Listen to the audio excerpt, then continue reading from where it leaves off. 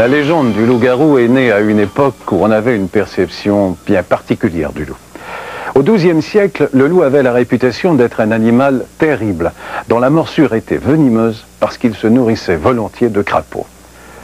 On disait même que le loup avait fait un pacte avec le diable. La rage aidant, une légende a pris naissance, celle du loup-garou, un être à moitié humain, à moitié loup. Les hurlements des loups solitaires ont longtemps glacé d'effroi les voyageurs de la nuit et alimenté les terreurs de l'imaginaire. La peur de ces animaux sauvages a donné naissance à plusieurs légendes, dont celle du loup-garou. Le loup-garou du folklore est une personne qui a littéralement été transformée en loup, un vrai loup. Mais lorsqu'Hollywood s'est emparé de cette légende, le folklore a pris tout un coup.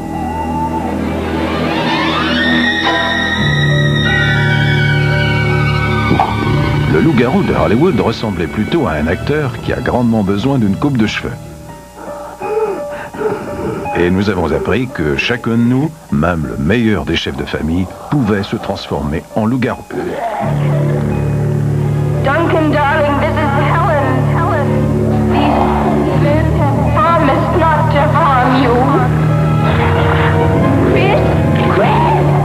Et comme si ce n'était pas déjà assez effrayant, tous les résidents de la ville se sont lancés à la poursuite du pauvre hare pour aboutir dans un marais lugubre, et ils s'étonnaient d'y être agressés.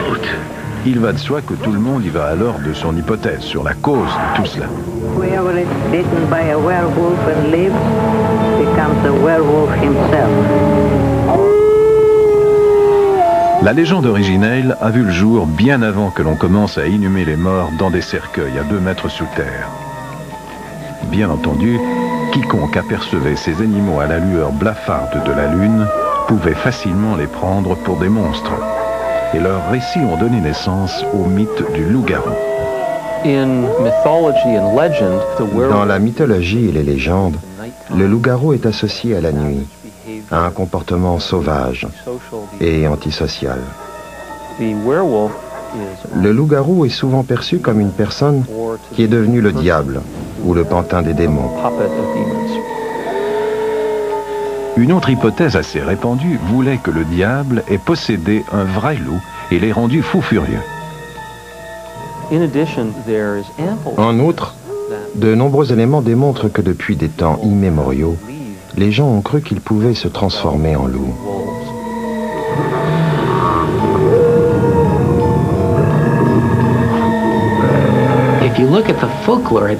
Dans le folklore, il n'est pas question d'être à moitié loup et à moitié humain. Les loups-garous ressemblent simplement aux autres loups. Ils ne sont pas différents. La seule différence est qu'ils sont animés par l'esprit d'une sorte de sorcière ou de sorcier. Pour les psychiatres, cela s'apparente à une maladie mentale appelée lycanthropie. Le mot lycanthropie est relié à la mythologie grecque. Lorsque Zeus, en colère contre le roi de la Lycaonie, l'a transformé en loup enragé. De Lycaon, on obtient la lycanthropie. Et on parle de lycanthropie lorsque quelqu'un ressemble à un loup ou croit être un loup.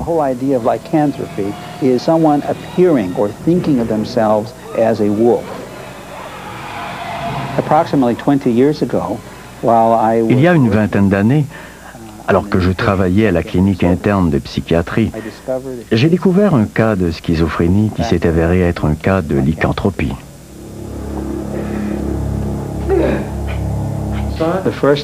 La première fois que j'ai vu cette personne, elle semblait effrayée, désemparée.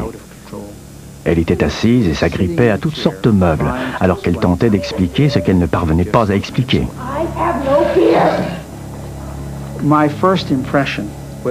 Ma première impression a été qu'il s'agissait d'une terrible psychose. Or, cette dame vivait une illusion des plus étranges. Elle se voyait dans la peau d'un loup.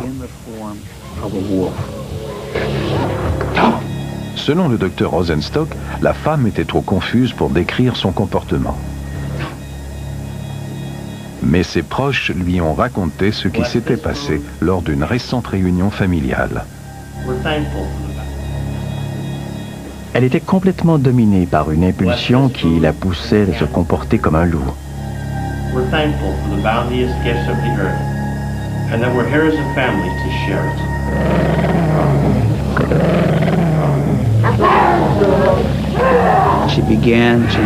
Elle s'est mise à gronder et à grogner. Elle était dominée par des forces qui échappaient complètement à son contrôle.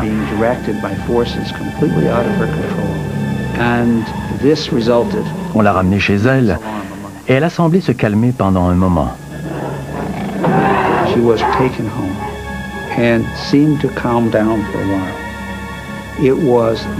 Ce n'est que plus tard qu'elle a commencé à se comporter tout le temps comme un animal.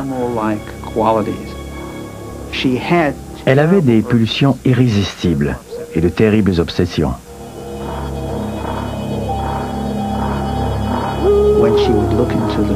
Lorsqu'elle se regardait dans le miroir, au lieu d'y apercevoir son visage, elle voyait une face de loup.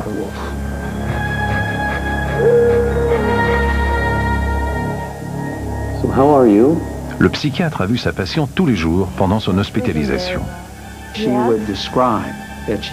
Elle racontait comment elle s'était mise à régresser dans un corps de louve, ou qu'elle se prenait pour une louve.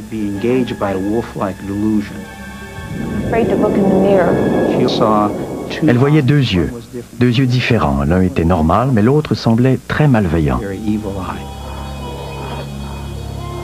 Le docteur Rosenstock a confié la garde de sa patiente à un centre thérapeutique et lui a prescrit des médicaments antipsychotiques. Au cours du traitement, lorsqu'elle s'est sentie beaucoup mieux, nous avons discuté du loup.